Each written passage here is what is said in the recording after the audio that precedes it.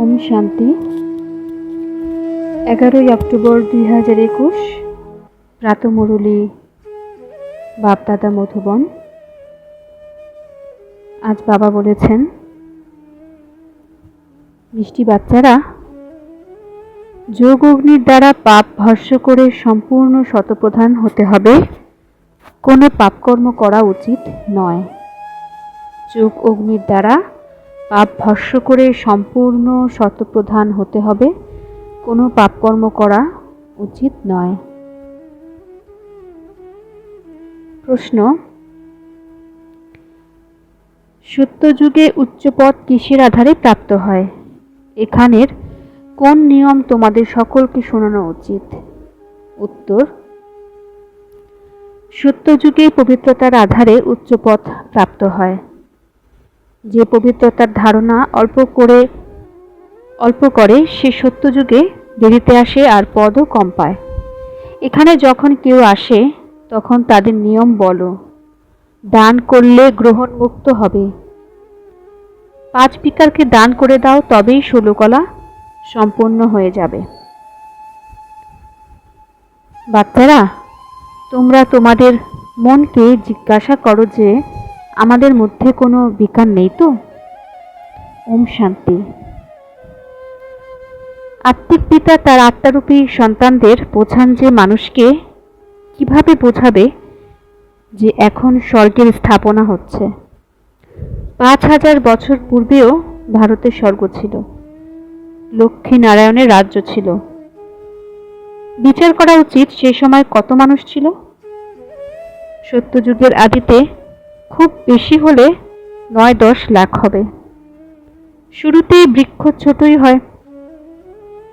এই সময় যখন কলিযুগের শেষ, তখন বৃক্ষ কত বড় হয়ে গেছে।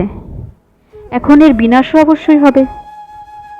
বাচ্চারা বোঝে যে এ হলো সেই মহাভারতের যুদ্ধ। এই সময়ই গীতার ভগবান রাজযোগ শিখিয়েছেন এবং দেবী দেবতা ধর্মের স্থাপনা করেছেন। সঙ্গমেই অনেক ধর্মের বিনাশ, এক ধর্মের স্থাপনা হয়েছিল। বাচ্চারা এও জানে যে আজ থেকে 5000 বছর পূর্বে ভারত স্বর্গ ছিল, আর কোনো ধর্ম ছিল না। এইরকম নতুন দুনিয়া স্থাপন করতে বাবা সঙ্গমে আসেন। এখন তা স্থাপিত হচ্ছে। পুরনো দুনিয়ার বিনাশ হয়ে যাবে। সত্যযুগে একই ভারত ভূখণ্ড ছিল, আর কোনো ভূখণ্ড ছিল না। এখন তো অনেক খণ্ড। ভারত ভূখণ্ডও রয়েছে, কিন্তু তাতে আদি সনাতন দেবী দেবতা ধর্ম নেই, তা প্রায় লুপ্ত হয়ে গেছে। পুনরায় এখন পরমপিতা পরমাত্মা ব্রহ্মার দ্বারা স্থাপনা করছেন। বাকি সব ধর্মের বিনাশ হয়ে যায়। এ তো স্মরণে রাখতে হয় যে সত্যযুগ ত্রেতায় আর কোনো রাজ্য থাকে না, আর সব ধর্ম এখন এসেছে। কত দুঃখ, অশান্তি, মারামারি হয়। ভয়ানক মহাভারতের লড়াইও এটাই। একদিকে ইউরোপবাসী যাদবেরাও রয়েছে। 5000 বছর পূর্বেও এরা মিসাইল আবিষ্কার করেছিল। কৌরব পাণ্ডব ছিল। পাণ্ডবদের দিকে স্বয়ং পরমপিতা পরমাত্মার সহায়তাকারী হিসেবে ছিলেন। সকলকে এটাই বলেছিলেন যে গৃহস্থী জীবনে থেকেও আমায় অর্থাৎ বাবাকে স্মরণ করলে তোমাদের পাপ বৃদ্ধি পাবে না, আর পূর্বের বিকর্ম বিনাশ হবে। এখনো বাবা বোঝান, তোমরাই ভারতবাসী, সত্যযুগে যারা শতপ্রধান ছিলে, এটাই সেই সময় 84 জন্ম নিতে নিতে এখন তোমাদের আত্মা তমপ্রধান হয়ে গেছে। এখন শতপ্রধান হবে কিভাবে? শতপ্রধান তখনই হবে যখন আমায় অর্থাৎ পতিত পাবন বাবাকে স্মরণ করবে। এই যুগাকৃতেই পাপ ভস্মীভূত হবে আর আত্মা শতপ্রধান হয়ে যাবে, আর পুনরায় স্বর্গে 21 জন্মের জন্য উত্তরাধিকার প্রাপ্ত করবে। এছাড়া এই পুরনো দুনিয়াকে বিনাশপ্রাপ্ত তো হতেই হবে। ভারত সত্যযুগের শ্রেষ্ঠাচারী ছিল, আর সৃষ্টির আদিতে অতি অল্প সংখ্যক মানুষ ছিল। ভারত স্বর্গ ছিল, আর অন্য কোনো ভূভাগ ছিল না। আর এখন অন্যান্য ধর্ম বৃদ্ধি পেতে পেতে বৃক্ষ কত বড় হয়ে গেছে, আর তমপ্রধান জরাগ্রস্ত হয়ে গেছে। এখন এই তমাপ্রধান বৃক্ষের বিনাশ আর নতুন দেবী দেবতা ধর্মের বৃক্ষের স্থাপনা অবশ্যই হওয়া উচিত। সঙ্গমেই হবে। এখন তোমরা সঙ্গমে রয়েছ। আদি সনাতন দেবী দেবতা ধর্মের চারাগাছ রোপণ করা হচ্ছে। পতিত মানুষদের বাবা পবিত্র করছেন, তারাই পুনরায় দেবতা হবে। যে প্রথম স্থানাধিকারী ছিল সেই 84 জন্ম নিয়েছে, সেই পুনরায় প্রথম স্থানে আসবে। সর্বপ্রথমে দেবী দেবতাদের পাঠ ছিল, তারাই প্রথমে আলাদা হয়েছে, পুনরায় তাদেরই পাঠ হওয়া উচিত, তাই না? সত্যযুগে থাকেই সর্বগুণ সম্পন্ন। এখন হলো বিকারী দুনিয়া, রাত দিনের পার্থক্য। এখন বিকারী দুনিয়াকে নির্বিকারী দুনিয়া কে করবে? আবাহনও করে, হে পতিত পাবনকারী এসো। এখন তিনি এসেছেন। বাবা বলেন, আমি তোমাদের নির্বিকারী করছি। এই বিকারী দুনিয়ার বিনাশের জন্য লড়াই তো হবেই। ওরা এখন বলে একমত কিভাবে হবে, কারণ এখন তো অনেক মত, তাই না? এত অধিক সংখ্যক মতের মধ্যে একমত স্থাপন কে করবে? বাবা বুঝান, এখন অদ্বিতীয় মতের স্থাপনা হচ্ছে, বাকি সব বিনাশ প্রাপ্ত হয়ে যাবে। আদি সনাতন দেবী দেবতা ধর্মাবলীরা যারা পবিত্র ছিল, তারাই এখন 84 জন্ম ভোগ করে পতিত হয়েছে। তারপর বাবা এসে ভারতবাসীদের পুনরায় স্বর্গের উত্তরাধিকার দিচ্ছেন, অর্থাৎ অসুর থেকে দেবতা তৈরি করছেন। তোমরা যে কোনো কাউকে বোঝাতে পারো যে বাবা বলেন, আমায় স্মরণ করো, তবেই তোমরা পতিত থেকে পবিত্র হয়ে যাবে। এখন তোমরা জ্ঞান চিতায় বসো, চিতায় বসে তোমরা পবিত্র হয়ে যাও। তারপর দাপট থেকে রাবণ রাজ্য হওয়ার কারণে কামচিতায় বসে বসে দুনিয়া ভ্রষ্টাচারী হয়ে গেছে। আজ থেকে 5000 বছর পূর্বে দেবী দেবতা ছিল, অল্প সংখ্যক মানুষ ছিল। এখন তো কত আসুরীয় হয়ে গেছে, আরো ধর্মযুক্ত হয়ে বৃক্ষ বড় হয়ে গেছে। বাবা বোঝান যে বৃক্ষ এখন জরাজীর্ণ অবস্থা প্রাপ্ত করেছে। এখন পুনরায় আমাকে অদ্বৈত মতের রাজ্য স্থাপন করতে হবে। ভারতবাসীরা বলেও যে এক ধর্মে এক মতই হোক। এই ভারতবাসীরাই ভুলে গেছে যে সত্যযুগে এক ধর্মই ছিল। এখানে তো অনেক ধর্ম। এখন বাবা এসে পুনরায় এক ধর্মের স্থাপনা করছেন। তোমরা বাচ্চারা রাজযোগ শিখছ, অবশ্যই ভগবানই রাজযোগ শেখাবেন, তা কেউই জানে না। যখন কেউ প্রদর্শনীর উদ্ঘাটন করতে আসে, তখন তাকেও বোঝানো উচিত তুমি কিসের উদ্ঘাটন করছো। বাবা এই ভারতকে স্বর্গে পরিণত করছেন, বাকি নরকবাসীরা সকলেই বিনাশপ্রাপ্ত হয়ে যাবে। বিনাশের পূর্বে যারা উত্তরাধিকার নেবে তারা এসে বোঝো। বিকেদের এই যে আশ্রম রয়েছে, এই হলো কোয়ারেন্টাইন, অর্থাৎ সঙ্গরোধ বা পৃথক করা ক্লাস। এখানে 7 দিন ক্লাস করতে হবে, যাতে 5 বিকার দূর হয়ে যায়। দেবতাদের মধ্যে এই 5 বিকার থাকে না। এখন এখানে 5 বিকারকে দান করতে হবে, তবেই গ্রহণ মুক্ত হবে। দান করলে তবেই মুক্ত হবে গ্রহণ। তখন তোমরা পুনরায় 16 কলা সম্পন্ন হয়ে যাবে। ভারত সত্যযুগে 16 কলা সম্পন্ন ছিল। এখন তো কোনো কলাই নেই, সকলেই কাঙ্গাল হয়ে গেছে। কেউ ওপেনিং করতে এলে বলো, এখানের নিয়ম হলো বাবা বলেন 5 বিকারকে দান করো, তবেই গ্রহণ মুক্ত হবে। তোমরা 16 কলা সম্পূর্ণ দেবতা হয়ে যাবে, পবিত্রতা অনুসারে পথ পাবে। এছাড়া যদি কিছু কলা কম হয়ে যায়, তখন জন্ম দেরিতে নেবে। বিকারের দান দেওয়া তো ভালো, তাই না? পূর্বে চন্দ্রগ্রহণ হলে ব্রাহ্মণেরা দান গ্রহণ করত। এখন তো ব্রাহ্মণেরা ধনী ব্যক্তি হয়ে গেছে, বেচারা গরিবরা তো ভিক্ষা চাইতে থাকে, পুরনো বস্ত্রাদি নিয়ে থাকে।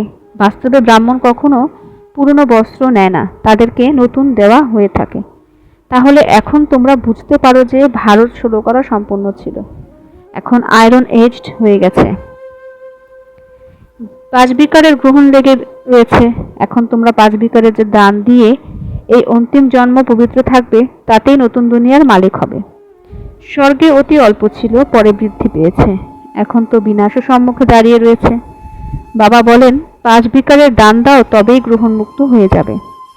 এখন তোমাদের শ্রেষ্ঠাচারী হয়ে স্বর্গের সূর্যবংশীয় রাজ্য প্রাপ্ত করতে হবে।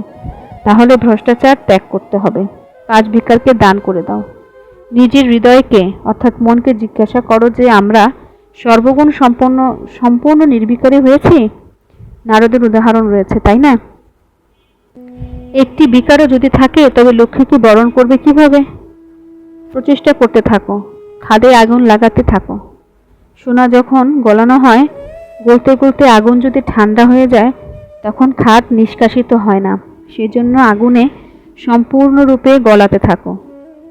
তারপর যখন দেখে নোংরা অর্থাৎ খাদ আলাদা হয়ে গেছে তখন কার্বে ঢালা হয়। এখন বাবা স্বয়ং বলেন, কোনো বিকারে যেও না, তীব্র বেগে পুরুষার্থ করো। প্রথমে তো পবিত্রতার প্রতিজ্ঞা করো। বাবা, তুমি পবিত্র করতে এসেছো, আমরা কখনো বিকারে যাব না। দেহি অভিমানী হতে হবে। বাবা আমাদের আত্মাদের বোঝান, তিনি পরমাত্মা। তোমরা জানো যে আমরা পতিত, আত্মাতেই সংস্কার থাকে। আমি তোমাদের বাবা, তোমাদের অর্থাৎ আত্মাদের সঙ্গে কথা বলি। এভাবে কেউ বলতে পারে না। আমি তোমাদের পিতা পরমাত্মা। আমি এসেছি পবিত্র তৈরি করতে। তোমরা সর্বপ্রথমে শতপ্রধান ছিলে, তারপর শত, রজ, তমতে এসেছো, তমপ্রধান হয়েছ। এই সময় 5 তত্ত্ব তমপ্রধান, সেজন্য দুঃখ দেয়। প্রত্যেক বস্তুই দুঃখ দেয়। এই তত্ত্বই যখন শতপ্রধান হয়ে যায় তখন সুখ দেয়। তার নামই হলো সুখধাম। এ হলো দুঃখধাম। সুখধাম হলো অসীম জগতের বাবার উত্তরাধিকার। দুঃখধাম হলো রাবণের বর্ষা। এখন যত শ্রীমতে চলবে ততই উচ্চ হয়ে উঠবে। পুনরায় প্রসিদ্ধ হয়ে যাবে যে প্রতিকল্পে এরকমই পুরুষার্থ করবে। এ প্রতিকল্পের শর্ত। যে অধিক মাত্রায় পুরুষার্থ করছে সে নিজের ভাগ্য, রাজ্য ভাগ্য নিচ্ছে। সঠিকভাবে পুরুষার্থ না করলে 3rd গ্রেডে চলে যাবে। প্রজাতে গিয়েও না জানে কি হবে। লৌকিক বাবাও বলে, তুমি আমাদের নামের গ্লানি করে দাও, ঘর থেকে বেরিয়ে যাও। অসীম জগতের বাবা বলেন, তোমাদের মায়ার থাপ্পড় এমনভাবে লাগবে যে সূর্যবংশীয় চন্দ্রবংশীয়তে আসবেই না, নিজেই নিজেকে চড় মারবে। বাবা তো বলেন, উত্তরাধিকারী হও, রাজতিলক নিতে চাইলে আমায় স্মরণ করো আর অন্যদেরকেও স্মরণ করাও, তবেই তোমরা রাজা হবে। নম্বর 1 তো হয়, তাই না? কোনো ব্যারিস্টার এক একটি কেসে লক্ষ লক্ষ টাকা উপার্জন করে, আর দেখো কারোর পড়ার জন্য কোটও নেই। পুরুষার্থই আধার, তাই না? তোমরাও পুরুষার্থ করলে উচ্চ পদ পাবে। মানব থেকে দেবতা হতে হবে। চাইলে মালিক হও, চাইলে প্রজা হও, প্রজাতেও চাকর বাকর হবে। স্টুডেন্টের চালচলনই টিচার বুঝে যায়। আশ্চর্য হলো, এই যে প্রথমে যারা আসে তাদের থেকে পরে আগতরা তীব্র যায়, কারণ এখন দিন দিন রিফাইন পয়েন্টস প্রাপ্ত হতে থাকে। চারা গাছ রোপণ করতেই থাকে। প্রথমে আগতদের অনেকেই ভাগন্তি হয়ে গেছে, অর্থাৎ চলে গেছে।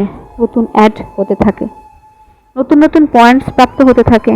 অনেক যুক্তি দিয়ে বোঝানো হয়। বাবা বলেন, অতি গোপন রমণীয় কথা শোনাই, যার ফলে তোমরা তৎক্ষণাৎ নিশ্চয় বুদ্ধি সম্পন্ন হয়ে যাও। যতক্ষণ পর্যন্ত আমার পাঠ আছে তোমাদের পড়াতে থাকবো। এও ড্রামায় নির্ধারিত। যখন কর্মাতীত অবস্থা প্রাপ্ত করবে তখন পড়া সম্পূর্ণ হবে, বাচ্চারাও বুঝে যাবে। পরে পরীক্ষার ফলাফল জানা যায়, তাই না? এই পড়ার নম্বর 1 সাবজেক্ট হলো পবিত্রতার। যতক্ষণ না পর্যন্ত বাবার স্মরণে থাকবে, বাবার সার্ভিস না করবে, ততক্ষণ আরাম করা উচিত নয়। তোমাদের লড়াইও মায়ার সঙ্গে। রাবণকে যদিও জ্বালায়, কিন্তু জানে না যে সে কে। খুব দশহরা পালন করে।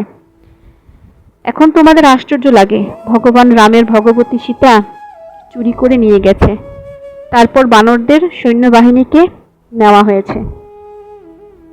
এরকম কখনো হতে পারে কি? কিছুই বোঝে না।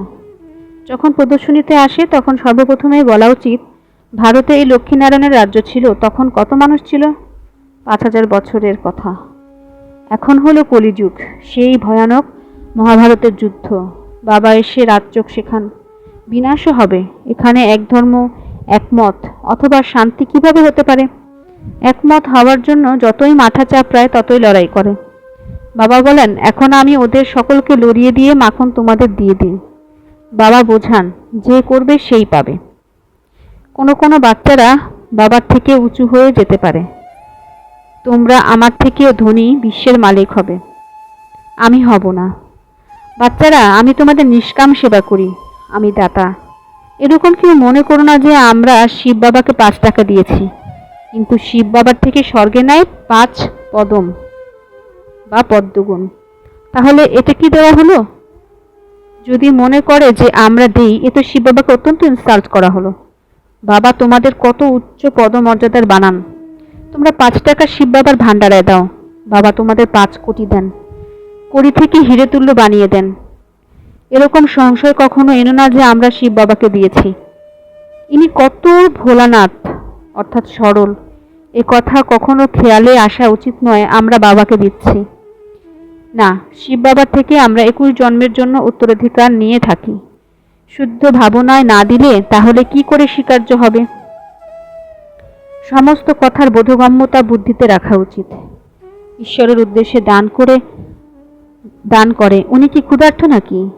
না, মনে করে আমরা পরজন্মে পাব। এখন বাবা বসে থেকে আমাদের কর্ম অকর্ম বিকর্মের গতি বোঝান।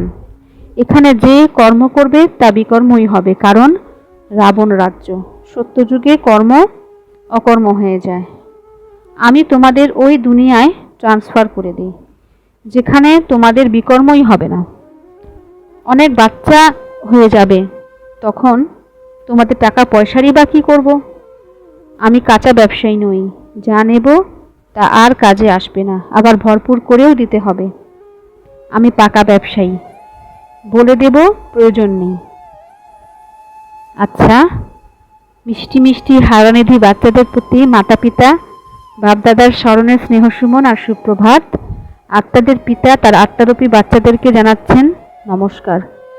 এমন আত্মারূপী বাচ্চাদের পিতাকে আত্মারূপী বাচ্চারা জানাচ্ছে স্মরণের স্নেহসুমন, সুপ্রভাত, নমস্কার, নমস্কার, নমস্কার। ধারণার জন্য মুখ্য সার: তীব্র বেগে পুরুষার্থ করে বিকারের খাতকে যোগের আগুনে গলিয়ে ফেলতে হবে। পবিত্রতার জন্য সম্পূর্ণ প্রতিজ্ঞা করতে হবে। কর্ম অকর্ম বিকর্মের গতিকে বুদ্ধিতে রেখে নিজের সবকিছু নতুন দুনিয়ার জন্য ট্রান্সফার করে দিতে হবে। 1 নম্বরে বলেছে তীব্র বেগে পুরুষার্থ করে বিকারের খাতকে যোগের আগুনে গলিয়ে ফেলতে হবে। পবিত্রতার জন্য সম্পূর্ণ প্রতিজ্ঞা করতে হবে। 2, কর্ম অকর্ম বিকর্মের গতিকে বুদ্ধিতে রেখে নিজের সবকিছু নতুন দুনিয়ার জন্য ট্রান্সফার করে দিতে হবে। বরদান: নিজের বুদ্ধিরূপী নেত্রকে ক্লিয়ার এবং কেয়ারফুল রাখা। মাস্টার নলেজফুল পাওয়ারফুল ভব। নিজের বুদ্ধিরূপী নেত্রকে ক্লিয়ার এবং কেয়ারফুল রাখা। মাস্টার নলেজফুল পাওয়ারফুল ভব।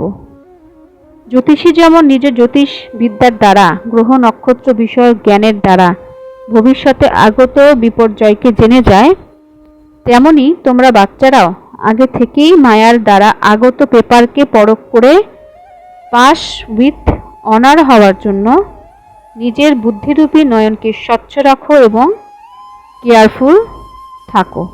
দিনে দিনে স্মরণের বা সাইলেন্সের শক্তিকে বাড়াও, তাহলে আগে থেকেই জানতে পারবে যে আজ কিছু হবে। দিনে দিনে স্মরণের বা সাইলেন্সের শক্তিকে বাড়াও, তাহলে আগে থেকেই জানতে পারবে যে আজ কিছু হবে।